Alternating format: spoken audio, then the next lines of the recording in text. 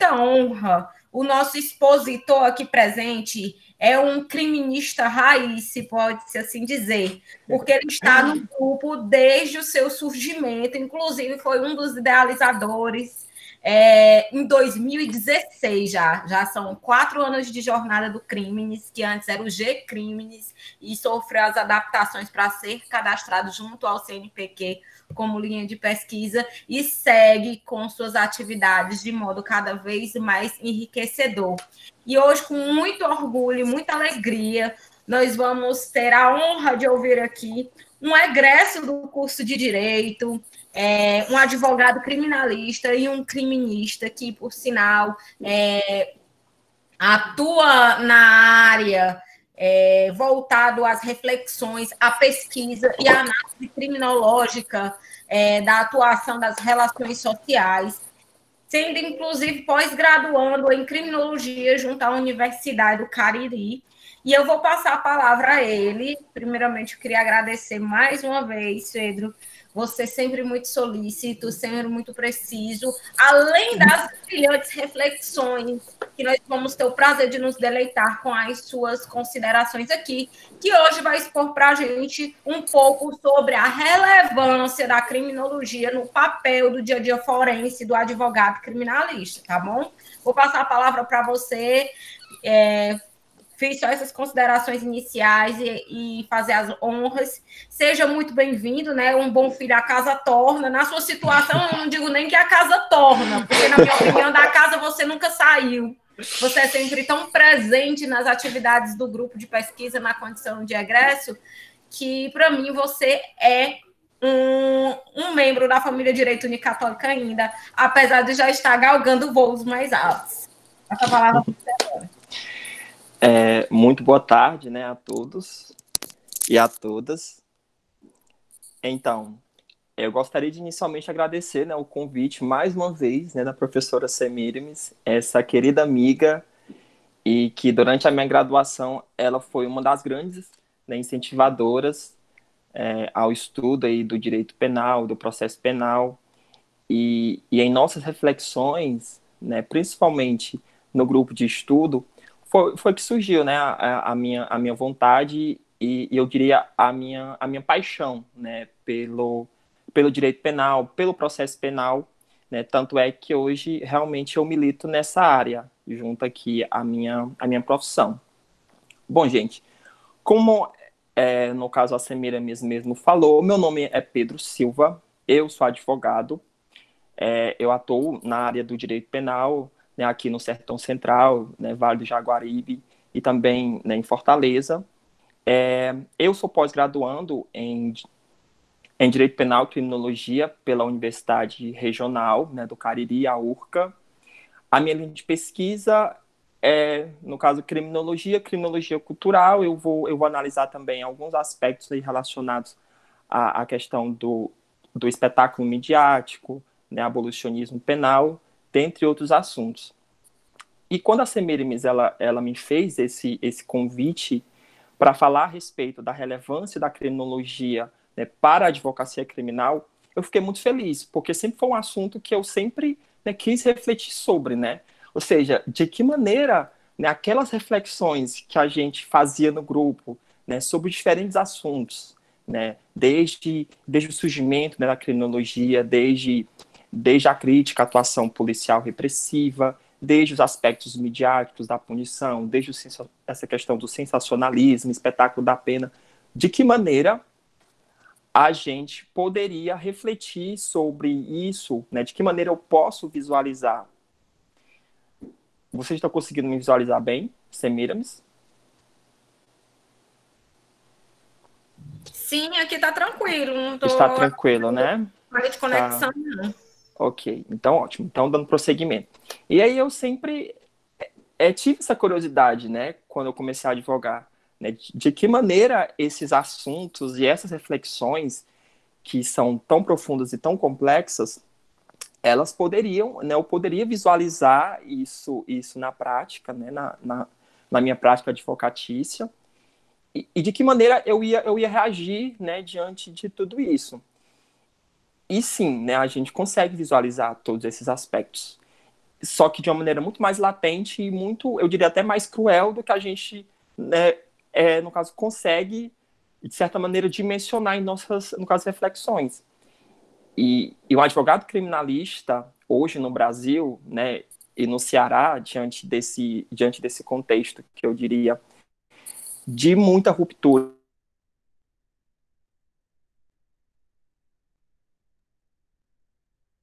né, pela sociedade como um todo, que muitas vezes, né, digamos, que compactua com isso, né, e aí são muito mais latentes, né. E aí um dos pontos que eu acho que a gente começa, no caso, a refletir sobre isso é de que forma a criminologia, enquanto o estudo das determinações do crime, né, consegue pensar alguns aspectos, e aí eu vou, durante a minha fala, né, tá levantando algumas reflexões. O objetivo aqui não é trazer resposta para nada, não é conceituar, é mais para abrir o debate, porque eu acho que a academia é isso, né? A academia ela se faz mediante o debate, e aqui eu gostaria realmente de parabenizar, né, a Unicatólica por estar se adaptando e por estar inserida dentro desse contexto que nos coloca como desafio pensar em um novo modelo de transmissão de conhecimento e de formar conhecimento e de reflexão, né? E se antes a gente tinha uma academia pautada em muros, né, dividida sobre uma, no caso, pensada sobre uma ideia de que os debates eles estariam aprisionados dentro, né, de espaços determinados, hoje a gente consegue pensar em uma universidade aberta para todos, né, independentemente de ser uma instituição privada ou não. E eu acho isso muito, muito relevante.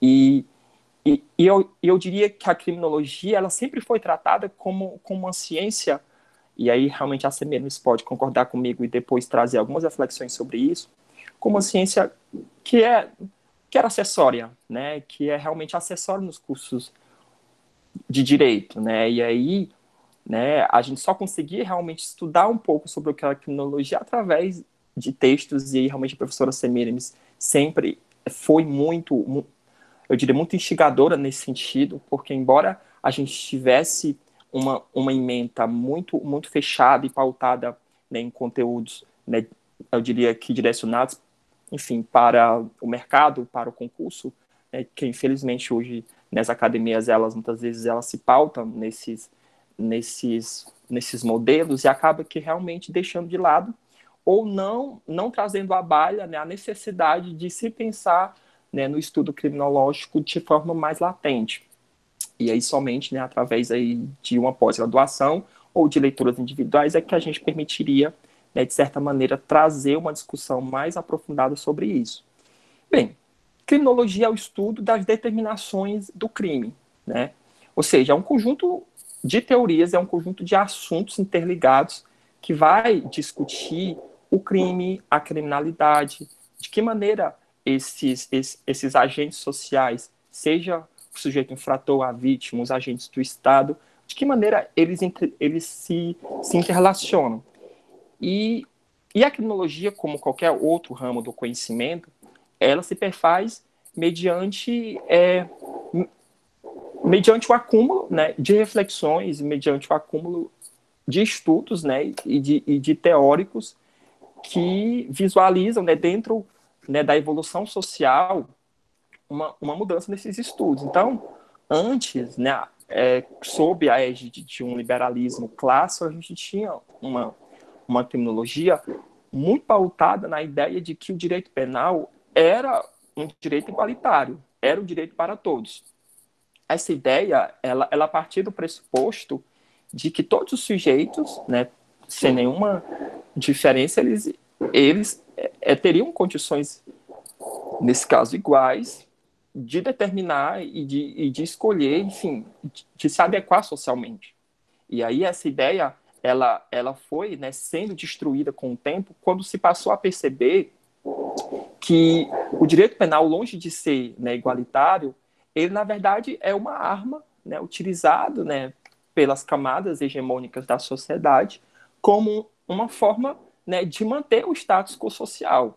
E aí a gente começa, né, a introduzir, dentro dessa discussão, um debate, né, sobre a criminologia crítica. E aí a gente tem vários autores, como Alexandre Barata, que ele vai dizer, né, que a criminologia crítica é o estudo do crime, não enquanto enquanto um ente, né, mas sim como status. Um status que é atribuído, né, a determinadas parcelas da sociedade. E aí, né, a definição, né, a seleção desses crimes, no caso, a definição desses sujeitos infratores, a maneira como essa pena ela é executada, ela era previamente estabelecida, né? E aí é dentro desse contexto que a gente consegue afirmar, por exemplo, que a criminologia crítica, né, talvez seja o modelo, né, dentro do nosso contexto social brasileiro, de extrema desigualdade social, em que a gente consegue ainda perceber um Estado burocrático, um Estado que muitas vezes, né, compactou com o arbítrio e violação de direitos. Né? Então, a gente consegue perceber que talvez a tecnologia seja, né, dentre as inúmeras teorias, né, que discutem o crime, talvez seja mais adequada para se pensar nesse sentido. E aí, né, o que a gente tem conseguido observar nos últimos tempos, nos últimos anos, né, principalmente aqui no Brasil, que ele está sendo marcado, né, por um aumento da atividade repressiva do Estado. Né? A gente consegue perceber aí, no caso, por exemplo, as grandes operações, né, sobretudo a Lava Jato, que ela, de certa forma, inaugura uma forma, né, um novo modelo de combate à criminalidade. Né? E aí a gente consegue perceber que, no caso, dentro dessa construção, né, do direito penal do inimigo, e aí quem é aluno, né, da professora Semiramis, né, com certeza já ouviu ela falar muito sobre esse conceito, né? Então, se antes a gente tinha, por exemplo, aquele sujeito traficante, né, que aí estava dentro da lógica das guerras drogas, né, que surge sobretudo na virada, né, para o século XXI, esse conceito, né, de inimigo do Estado, ele vai se modificando, né, com o tempo. Né? Historicamente, ele surge ali junto com o Carl Smith, né, nessa ideia de que nós e eles, né, ele faz, né, essa diferença, né, nós enquanto Estado, nação, e eles, né, enquanto estrangeiro.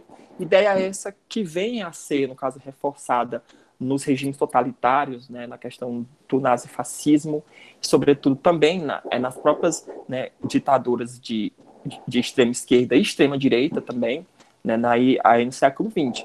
E esse modelo aí de direito penal no caso do inimigo, ele vem sendo construído aqui no Brasil, sobretudo para justificar, né, a violação dos direitos humanos e a violação de direitos e garantias fundamentais. Né? Ou seja, né, enquanto cidadão, né, enquanto sociedade brasileira, de certa forma, eu consigo abdicar de parcela do meu senso de justiça, né, para atribuir ao Estado a chancela de garantir, né, esse meu direito.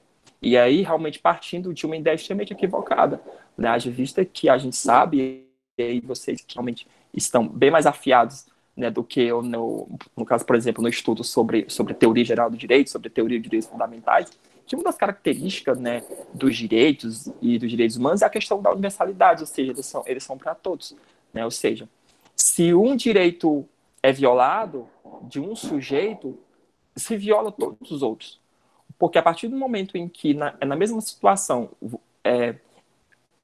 no caso, por exemplo, de uma violação de um direito seu por parte do Estado, e aí quando eu pontuo a minha crítica, eu acho que em momento algum eu estou aqui, no caso, demonizando os agentes do Estado, né? Ou trazendo um conceito absoluto de Estado. A gente aqui está falando de sistema penal. E o Estado, ele detém, né, o controle aí da engrenagem, né, desse sistema.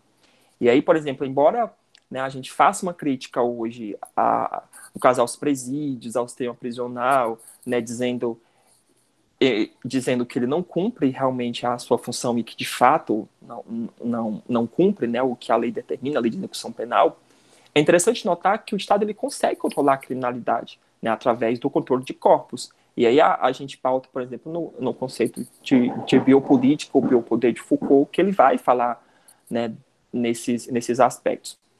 E aí, né, dentro desse cenário de direito penal do inimigo, em que a gente consegue perceber essa mudança gradativa nesse conceito. E eu diria que a Lava Jato ela meio que vai inaugurar, né, acho que um surgimento de um novo inimigo, que seria aquele indivíduo corrupto, que seria o político. Só que longe dessa ideia ela ser construída com o objetivo de efetivar direitos, né, e de realmente garantir, no caso, a efetivação da lei, isso é uma ideia utópica, né, partindo do pressuposto de que o espaço, né, do sistema penal eu diria que é um território, sobretudo, de disputa de poder. Né, e o direito penal ele é utilizado como uma ferramenta de disputa de poder, sobretudo por grupos políticos hegemônicos, né, que muitas vezes disputam, né, esses espaços de influência política, influência econômica e social, né, e para tanto utiliza-se, né, da reprimenda do Estado. Então é sempre necessário que a gente tenha esse cuidado, né, na nossa análise. Será que a Lava Jato realmente foi importante? Né, e foi importante em que aspecto? Né? Para quem foi importante? Né? Quem foi que saiu? Quem foi que entrou? Né? O que foi que ficou, na verdade?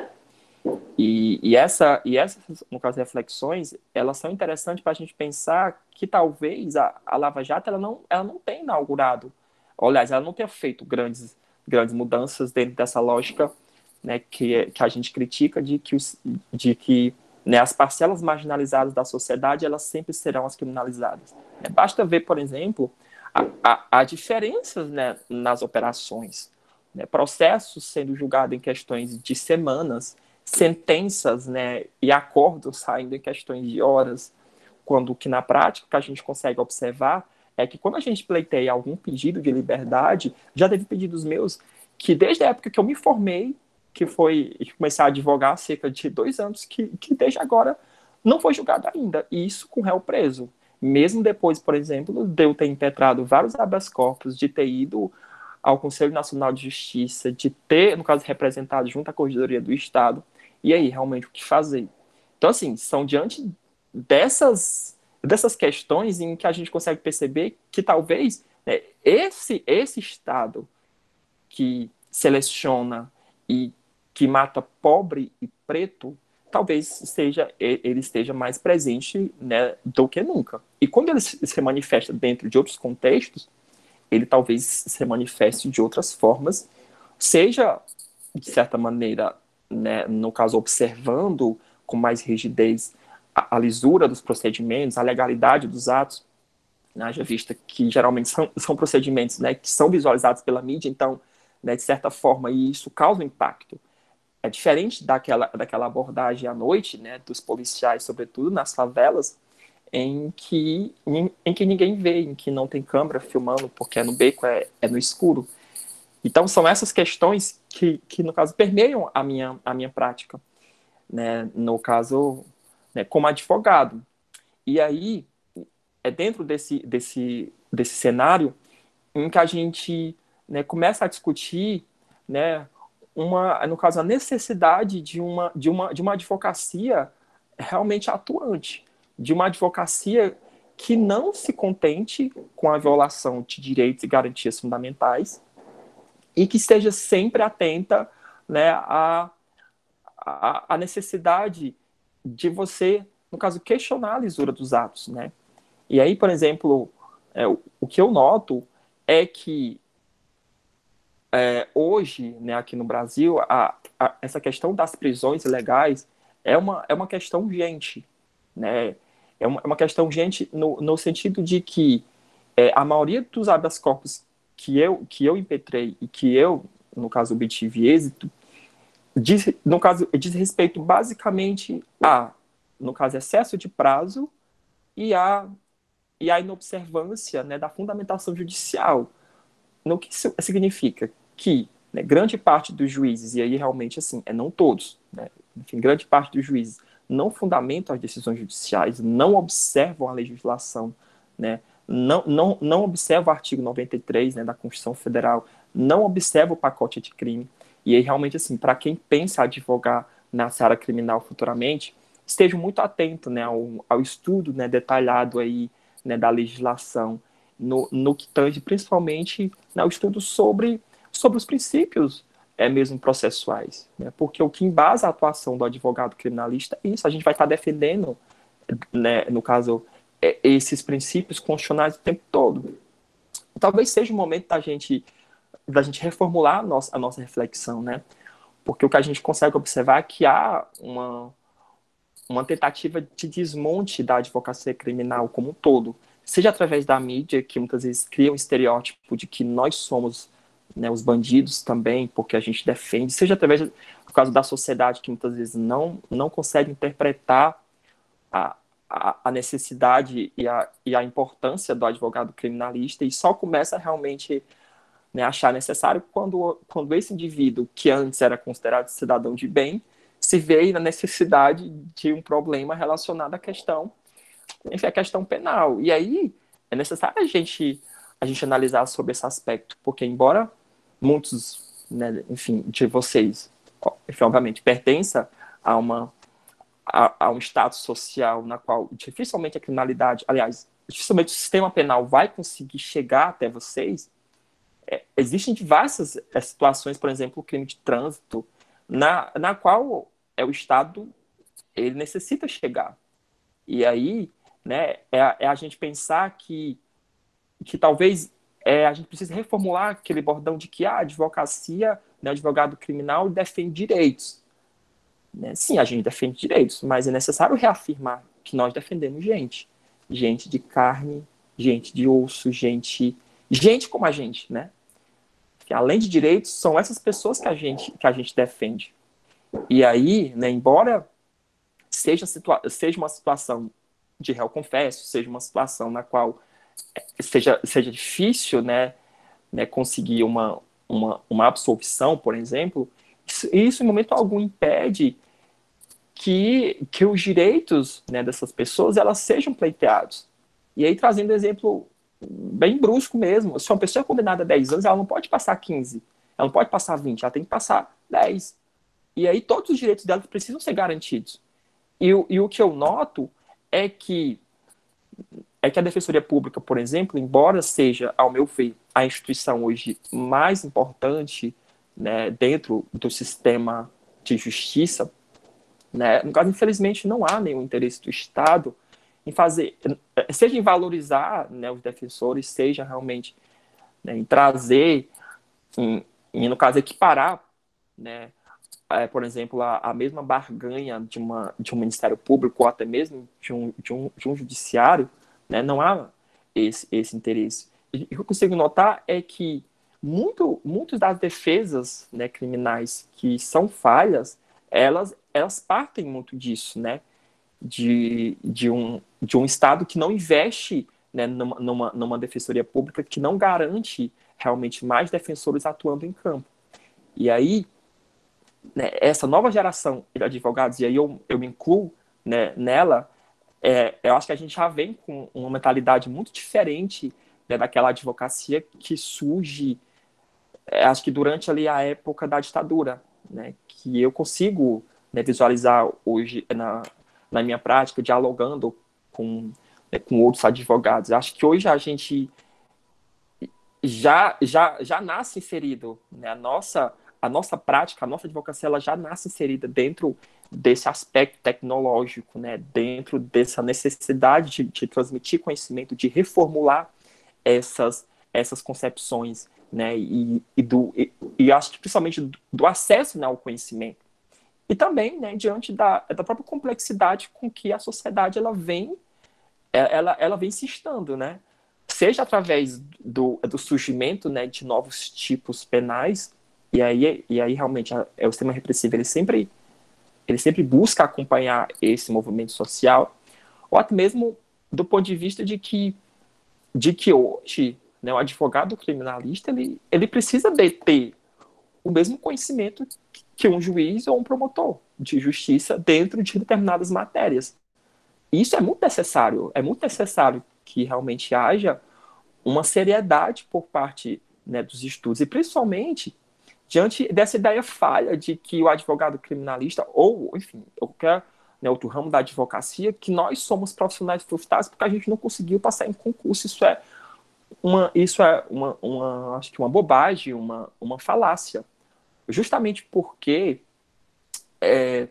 enfim, a gente consegue perceber, né, que existem advogados muito bons e que há advogados que realmente optaram por não fazer concursos, né, que optaram por não, né, dedicar a parte da sua vida estudando para ter um cargo público. Isso é elegível, isso, né, faz parte, né, no caso dessa escolha pessoal de autoidentificação com o que você quer projetar no mundo, né?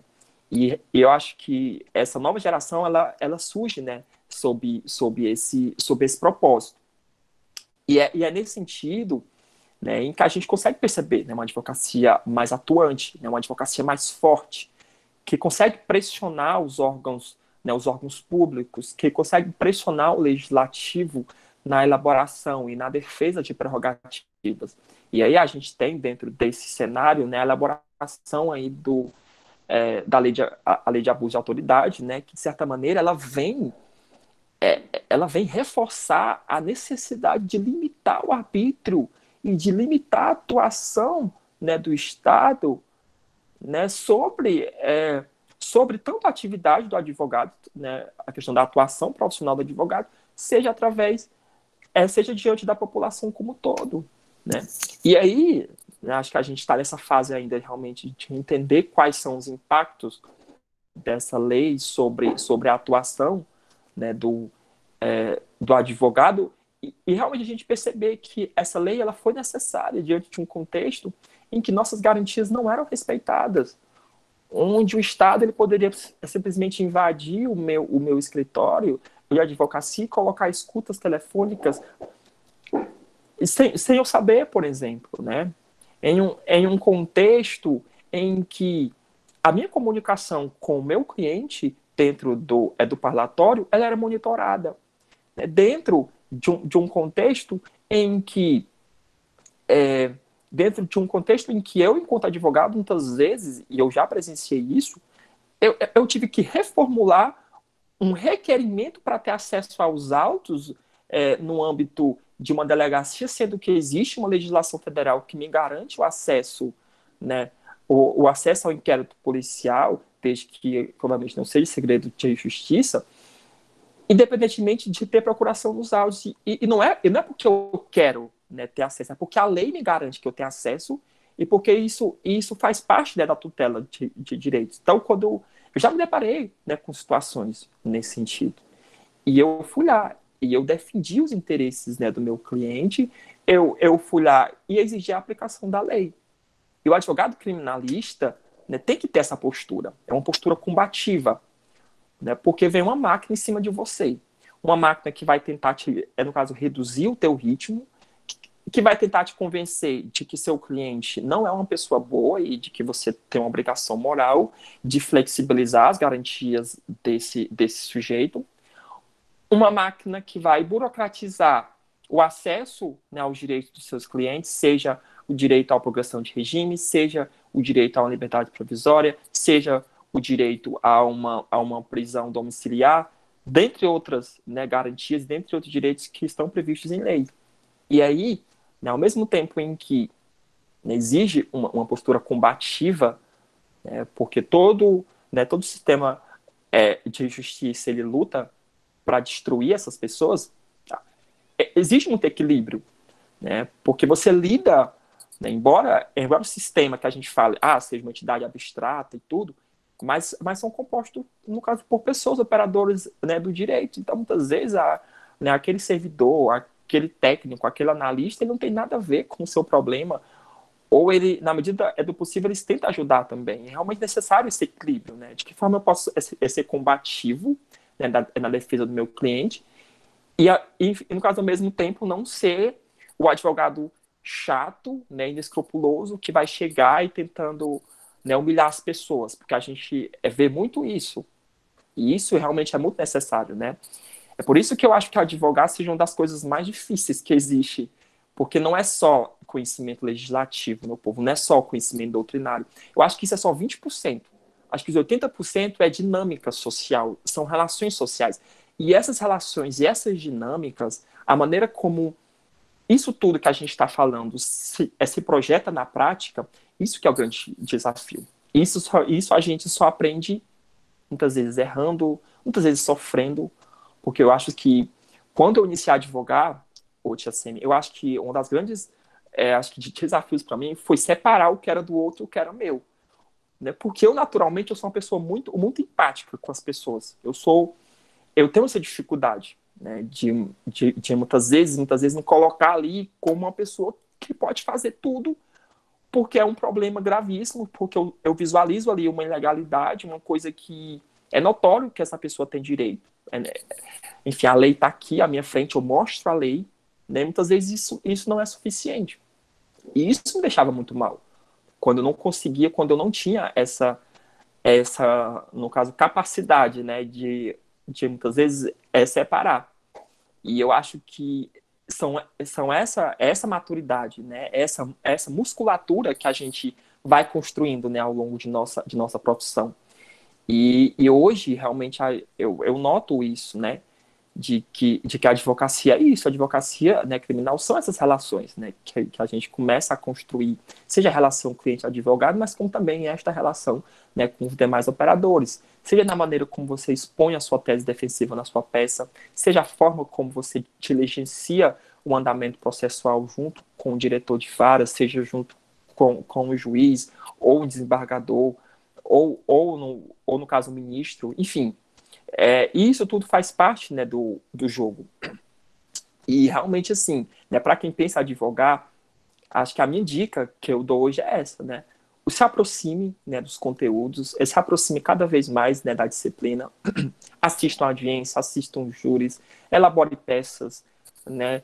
E principalmente busque um escritório, óbvio, que atue, né, diretamente na área criminal ou uma defensoria pública.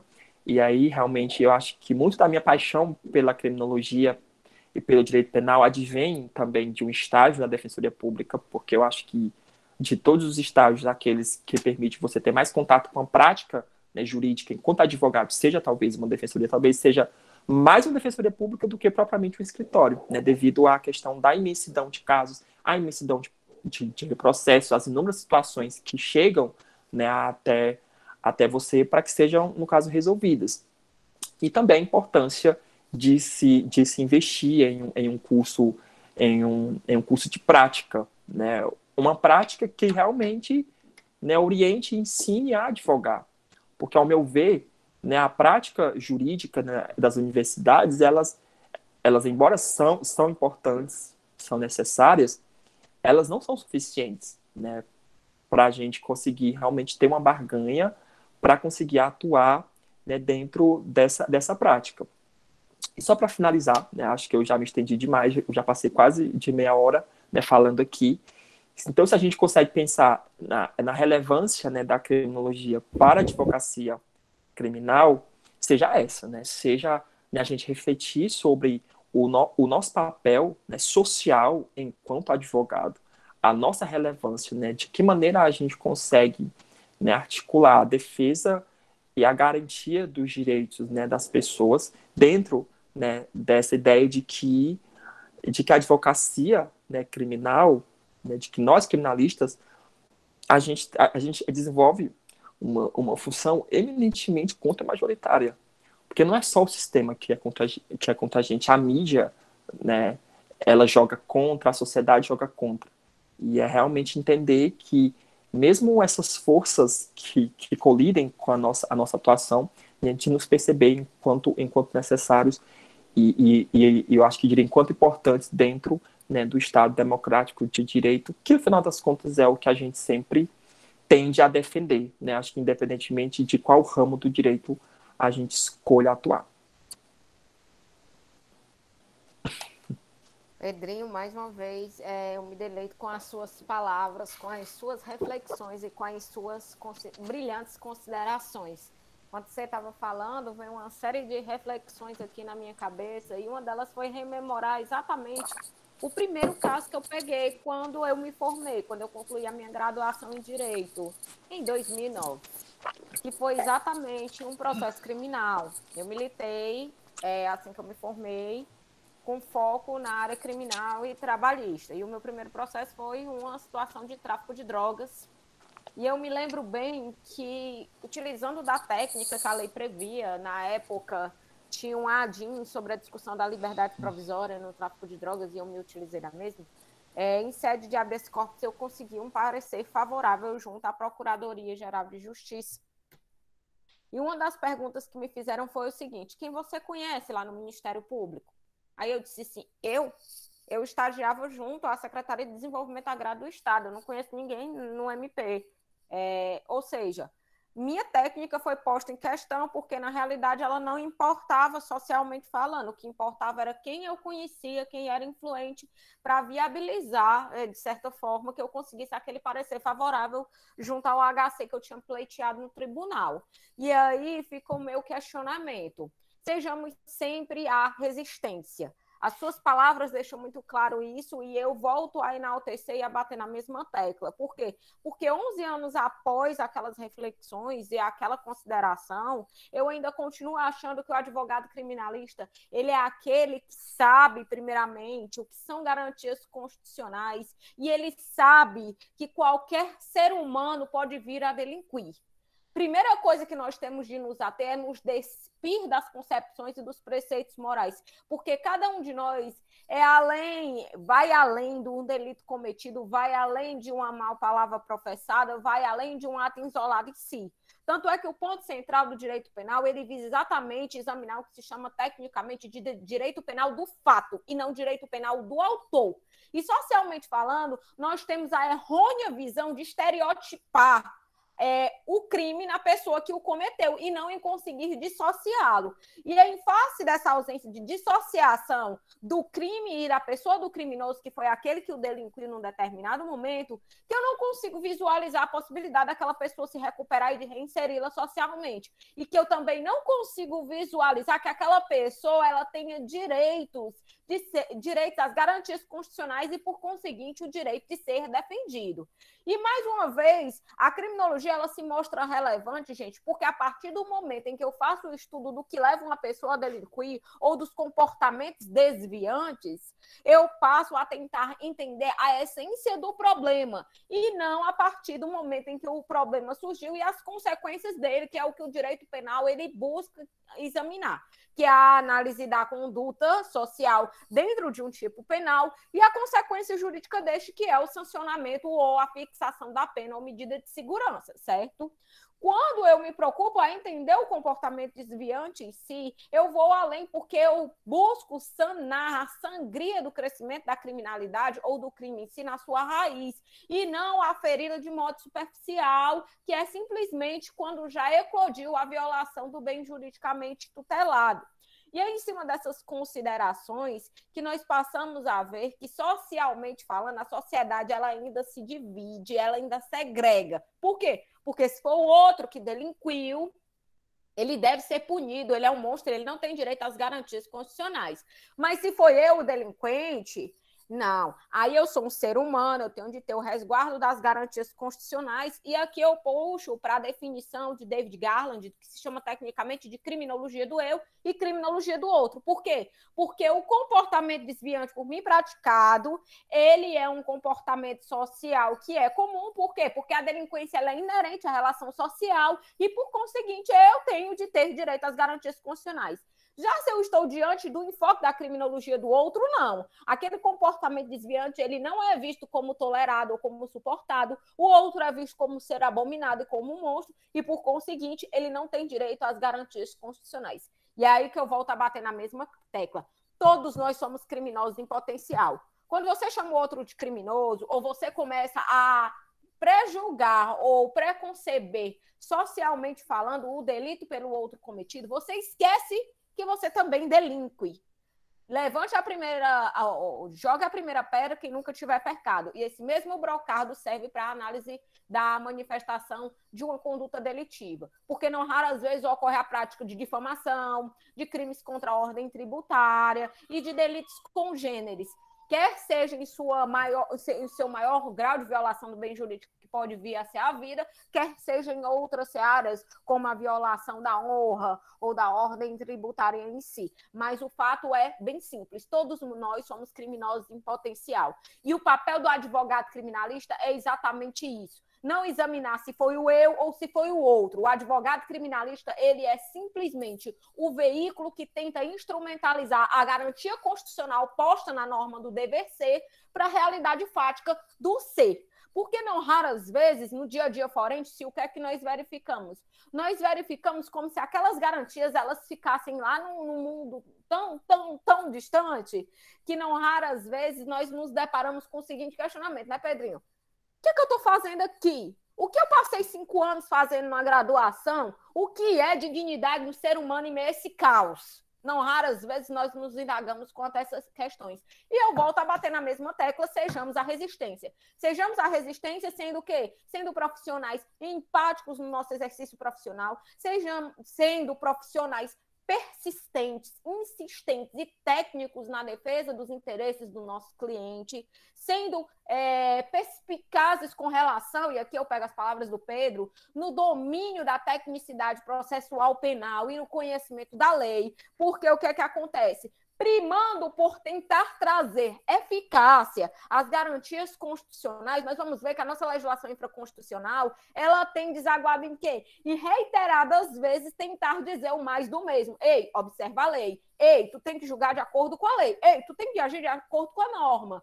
E é nesse mesmo sentido que a nova lei de abuso de autoridade, ela visa tentar parar as arestas. A nova lei de abuso de autoridade ela foi objeto de significativas críticas no cenário jurídico. Por quê? Porque muitos profissionais diziam eu vou estar sendo limitado no meu exercício profissional, mas a nova lei de abuso de autoridade ela não diz nada mais do que o mais do mesmo. Ou seja, ela estabelece a punição àquele profissional que age em contraposição às garantias penais e processuais penais do investigado ou da pessoa detida. Ela tem o condão, gente, de afastar, e infelizmente, nós já estamos em 2020, a nossa Constituição Democrática ela é de 1982, mas ainda nós carregamos a via crucis de ser uma sociedade que foi maculada por anos de chumbo. Por quê? Porque as vicissitudes de um processo penal que antecede a Constituição Democrática, as vicissitudes de uma investigação que traz provas ilícitas, infelizmente, eu não vou dizer que isso é a regra, eu não vou dizer que isso acontece em todos os procedimentos, mas ainda é uma realidade que nós ainda temos de nos deparar. E em face dessa realidade, nós precisamos ser cada vez mais técnicos, mais precisos e mais humanizantes no nosso exercício profissional. Quer seja na condição de advogado criminalista, quer seja na condição de policial, quer seja na condição de delegado de polícia de carreira. O que se espera de um profissional no dia a dia forense é que ele respeite a condição de ser humano da pessoa ao qual ele vai viabilizar a aplicação da norma no momento em que essa pessoa delinquiu. E quando eu estou dizendo isso, eu não estou aqui levantando aquela ideia de que o bandido é bonzinho e leva o bandido para casa. Mas eu estou levantando a bandeira de que a pessoa que delinque, que é a nomenclatura correta, certo? Ela seja sancionada com o que a lei prevê, que assim o seja. Que ela não seja degradada na sua condição de ser humano, mas que ela seja julgada ou que ela seja processada, julgada e condenada dentro dos moldes descritos na lei, respeitando todas as vezes as garantias constitucionais que eles são inerentes. Daí a relevância de eu tentar examinar qual é a essência desse comportamento desviante, o que é que leva uma pessoa a delinquir. Por quê? Porque não raras vezes nós vamos ver que o contexto e a inserção social dessas pessoas, elas vão sim contribuir, eu estou falando isso com bases científicas, para que determinadas pessoas venham a delinquir ou estejam mais propensas à prática da delinquência do que outras. Eu não estou falando isso com base no meu achismo do mundo de Alice no País das Maravilhas, como muitas vezes os opositores ao pessoal dos direitos humanos falam. Eu estou falando isso com base em estudos e reflexões da criminologia crítica e que analisa, por conseguinte, a conjectura social ao qual cada sujeito está inserido dentro de sua determinada coletividade. Então, fica a dica. O advogado criminalista, ele deve sair da sua caixinha. O advogado criminalista, ele precisa ter domínio técnico do direito do processo penal com precisão. Ele deve sempre estar a par da atualização legal. Por quê? Porque a atualização legal, ela tem o condão de tentar fortalecer todos os dias, o que nós vamos verificar de modo mais latente é isso, a consolidação no plano em concreto das garantias constitucionais, ou seja, ela tenta trazer o plano do dever ser disposto na norma constitucional à realidade forense, afastando e tentando aparar as arestas de possíveis arbítrios que venham a surgir na manifestação da busca pela verdade dentro de um processo penal. E é nesse sentido que o advogado criminalista ele deve se ater. Ele deve se ater a dominar a parte técnica penal, processual penal e a atualização legal. E ele vai além. Por quê? Porque, diferentemente das outras searas, o advogado criminalista ele tem de ter um domínio da manifestação da relação social, da sociologia, da criminologia e da compreensão do comportamento desviante. Ou seja, ele tem de ter toda a percepção da relação social que envolve o quê? A manifestação daquele crime para robustecer a sua tese defensiva e as fundamentações que ele vai trazer na manifestação dos interesses do seu cliente em juízo. E aqui, mais uma vez, eu bato na tecla que o Pedrinho falou, no sentido de aduzir o seguinte: o advogado criminalista, ele é um combatente incansável. Por quê? Porque mesmo com portas na cara, mesmo muitas vezes sendo estigmatizado, mesmo muitas vezes, Pedrinho, quando nós aparecemos numa delegacia às 10 horas da noite de um sábado para defender uma pessoa que, em tese, não teria defesa técnica patrocinada por um advogado particular, nós precisamos sim ser a resistência. Nós precisamos, sim, ser a empatia, ser o sorriso, ser o exercício profissional pautado na dignidade. E não, advogado criminalista não é bandido, não age em conluio com bandido. Advogado criminalista é um profissional que tem domínio técnico, tem domínio jurídico, conhece garantias e direitos constitucionais, conhece a condição de ser humano da pessoa que viola a norma penal e sabe que todo mundo tem um direito de defesa. E é isso que ele está imbuído na sua missão de fazer. Então, antes de preconcepções ou de professar brocardos jurídicos estereotipados e deturpados, tenhamos o cuidado e a cuidade de quê?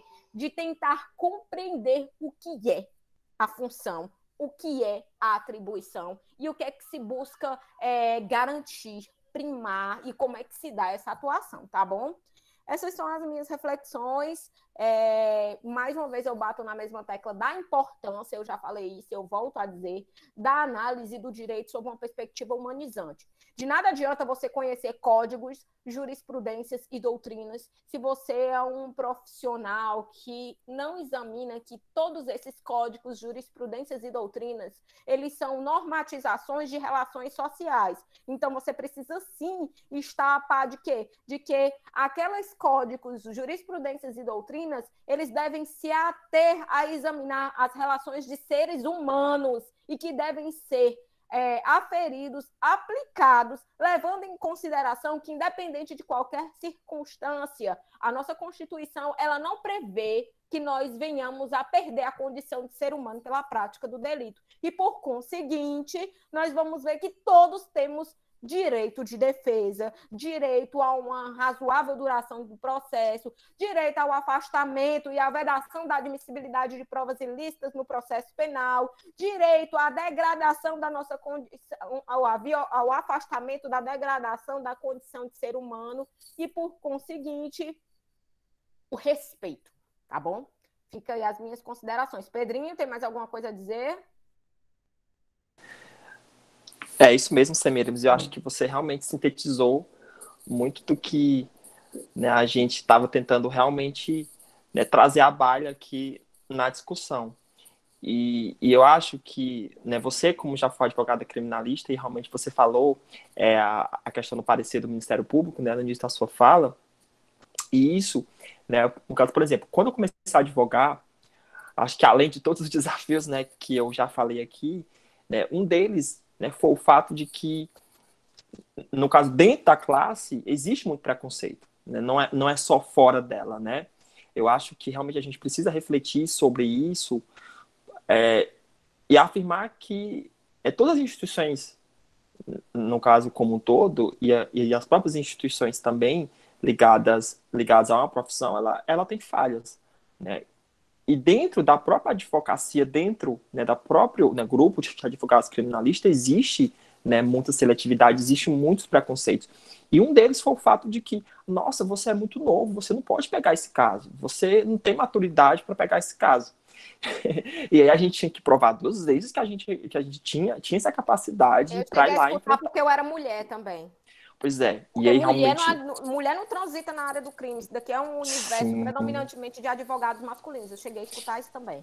E aí realmente isso aí seria um objeto de um outro debate que também é importante e necessário. E eu realmente concordo com a tia Semi, né?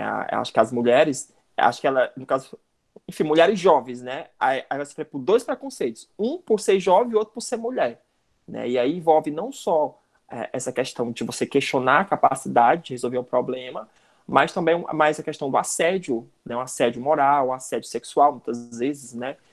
Que porventura venham no caso, acontecer. E aí, realmente, por isso a necessidade, a importância, né, dessa jovem advocacia não se deixar abater com esse tipo de comentários que realmente surgem, né, e de realmente enfatizar no sentido de que hoje a defesa processual penal de um acusado, ela se pauta eminentemente através, né, de elaboração de peça escrita. E aí, realmente, né, para você desenvolver um conteúdo jurídico de qualidade, né, uma defesa técnica de qualidade, não necessariamente você precisa ter anos, né, de profissão para isso, né, anos de experiência, né, prática para isso. Existem outras formas de se obter conhecimento e de se absorver conhecimento para que se defenda, né, o direito aí do seu cliente. No mais, eu Pedro, gostaria... só completando a tua fala, eu Uhum. entendo que essa questão da advocacia mais experiente, da jovem advocacia, na realidade ela funciona como uma via de mão dupla, tu tá entendendo? Por quê? Porque o jovem advogado, ele pode não ter a experiência do advogado antigo, mas ele tem toda a sede do conhecimento, a sede pelo exercício profissional, que muitas vezes um combatente de mais tempo já pode estar cansado. Então, o que é que acontece? Há, na realidade, um fluxo que um pode, de certa forma, contaminar o outro e fazer com que tanto aquele vigor do jovem advogado permaneça no advogado mais experiente, como os macetes do advogado mais experiente possam ser transmitidos para o advogado mais jovem. Isso daí não traz desmerecimento, nem ausência de técnica, nem o advogado jovem, nem o advogado mais experiente. Mas isso daí significa nada mais, nada menos do que empatia no exercício profissional, que é uma forma em que todos saem lucrando. Então, essa ideia de seletividade, de segregação dentro da nossa própria categoria, ela é algo que precisa, sim, ser combatido e ser afastado. Porque na condição de pessoas que dão voz e vez àquelas outras pessoas que não têm conhecimento técnico, o advogado, mais do que nunca, ele precisa ser empático no seu exercício profissional com seus companheiros de trabalho. Com certeza, tia Sam, com certeza, e realmente você é muito certa nesse sentido da via da mão dupla, porque eu acho que quando a gente inicia, e aí, por exemplo, né, quando, por exemplo, na minha conversa inicial com o cliente, e aí é muito importante realmente a necessidade de você estudar isso, né, essa questão do mercado, né, como é que funciona essa relação de cliente-advogado, como convencer o cliente de que o seu serviço é de qualidade, de que você vai, né, de certa forma, conseguir o que ele quer, obter isso, né, na demanda, e de você, no caso, transmitir essa sua segurança profissional ao cliente. Isso é muito necessário, realmente faz parte, acho que de todas as profissões, isso não é inerente, né, à advocacia criminal. Acho que todas, né, que envolvem prestação de serviço, né, serviço de natureza intelectual, têm essa característica. E aí eu sempre falava isso, né, no caso inicialmente, olha, sabe qual a vantagem de eu estar iniciando agora? É porque o seu processo é um dos únicos que eu tenho, então vou dedicar tipo meu tempo todo no seu processo, então vou estudar mais no seu processo. E realmente é muito o que a Semilis fala aí, né, a via da mão dupla, né? Diferente talvez de um advogado que já esteja há muito tempo no mercado, que tenha uma bagagem de clientes muito maior, né, que talvez ele não ele não dê a atenção devida É que eu vou exatamente a dar. sacada, sabe, Pedrinho? É a sacada que o advogado mais. Ah, esse caso aqui é um caso perdido. Aí o advogado mais jovem, não, aqui dá para eu cutucar nesse canto aqui, Sim, bater talvez essa sede por cutucar, por tentar extrair, que muitas vezes resta adormecido um profissional mais maduro, que muitas vezes o advogado mais jovem ele acaba contaminando. Tá entendendo? exatamente. E sim, sim, com certeza. E eu acho que a advocacia criminal tem muito disso, né? Se você faz e se você inicia bem, dificilmente não haverá progresso, né?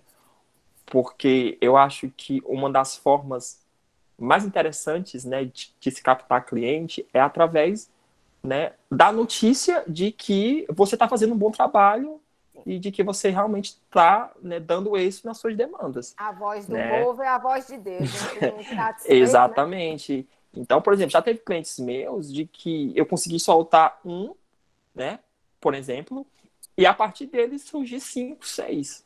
Exatamente porque o êxito de uma demanda, né, enfim, no caso, convencer outras pessoas, né, a me contratarem pelo serviço de qualidade que eu prestei. Então, assim, são essas técnicas e são esses aspectos, né, que, né, os colegas que futuramente pretendem realmente, né, advogar na área penal, na área criminal, né, devem se ater que realmente, enfim, tudo vai dar certo.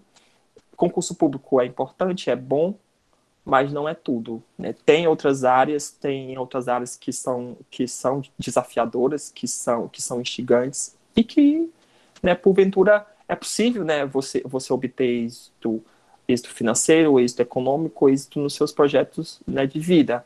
É necessário que a gente defenda, né, no caso, é necessário que a gente defenda, né, a nossa advocacia, que a gente passe a ver a advocacia não como algo acessório ou não como algo secundário, mas sim como um projeto definitivo em si também, e que essa lógica do mercado do concurso público, que muitas vezes chega até nós, isso tudo favorece a grupos econômicos muito bem definidos, né? E aí tem uns cursos preparatórios que ganham muito dinheiro em cima dessa venda de sonhos, e que a gente precisa ficar esperto também em relação a qual tipo de sonhos que a gente está construindo dentro dessa lógica aí do mercado, né? E E é isso. lembrando também, né, que tornar-se, optar pelo certame público também não é demérito. Muito pelo contrário, mas significa dizer que você também tem um mundo e tem uma responsabilidade a mais, que é Sim, dar a cara a tapa a bater em várias portas fechadas, que são as provas de concurso público, essa é a realidade. E em contrapartida, quando a porta abrir, você ter toda a responsabilidade que a condição de servidor público lhe dá, inclusive com não esquecer que você está ali para servir ao público e que, sim, como servidor do público, você deve se ater também a observar o público como ser humano e que ele possui garantias constitucionais, porque muitas vezes é necessário dizer mais do mesmo para que a água mole em pedra dura, tanto bate até que fura. exatamente assim. E é dentro dessa lógica, né, que realmente, independentemente da área, né, somos esses cientistas, né, do direito que realmente deve, no caso, observar os ditames constitucionais e o Estado Democrático de Direito, né, independentemente aí de qual profissão venha a escolher. Eu acho que esse é o objetivo da academia, né? A academia hoje ela precisa se pautar nessa lógica, né? De que os direitos e garantias fundamentais devem ser respeitados, independentemente de você ser um delegado de polícia ou de você ser um advogado, por exemplo. Obrigada, Pedrinho. Agora eu vou passar a palavra para que você tenha suas considerações finais, para que eu possa finalizar o Sim, nosso no café mais, com o povo. no mais eu queria agradecer, né, agradecer a professora Semeiros mais uma vez pelo convite, dizer que a universidade, né, no caso a católica, foi de grande valia para a minha formação humana, né, os grupos de estudos, né, os GCRIMS, dentre outros, foram, né, extremamente necessários, né, para que a gente pudesse realmente, né, estar desenvolvendo uma maturidade intelectual, e com certeza essa maturidade que a gente constrói ao longo do tempo e que está sendo construída, não é uma coisa definitiva, ela é muito necessária e muito essencial para que a gente consiga, né, sobreviver dentro desse mundo jurídico que é, sobretudo, desafiador, de desafios, de responsabilidades, na qual você tem que fazer escolhas, na qual você se depara com dilemas o tempo todo. E aí realmente são escolhas difíceis e com extrema responsabilidade, que você precisa realmente ter toda uma bagagem. E aí não é só códigos, não é só doutrinas, não é só jurisprudência, conforme a Semes ela mesma falou. Então, acho que um conselho, uma dica que eu dou para quem está iniciando agora é essa, né?